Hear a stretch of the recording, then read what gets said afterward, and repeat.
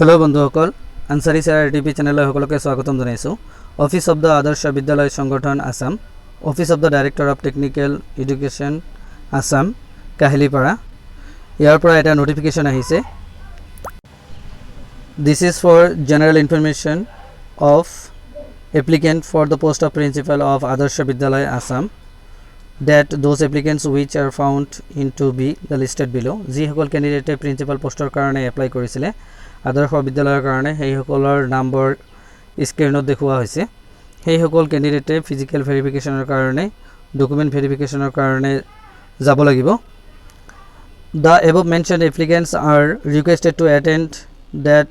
the office of the director of Technical Education Assam Kahilipara Guwahati 781019 on 25th May 2022 between 10 am and 4 pm for verification of original document or verification er karone 25 May tarikhe ratipuwa 10 bajar pora abeli 4 bajar bhitorot office ot uposthit hobo lagibo They are requested to bring all original mark sheet, certificate and other documents which are relevant to the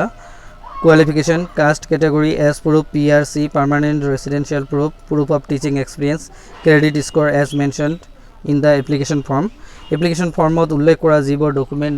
disile hei gotikhini document loi jabo lagibo যদি 25 মে তাৰিখত আৰু যি সময় দিয়া আছে 10 বজাৰ পৰা আবেলি 4 বজাৰ ভিতৰত যদি উপস্থিত নহয় তেতিয়া হলে হিয়তৰ ক্যান্ডিডেটছৰ কেনসেল কৰা হ'ব বুলি এই নোটিফিকেশনৰ জৰিয়তে জনাইছে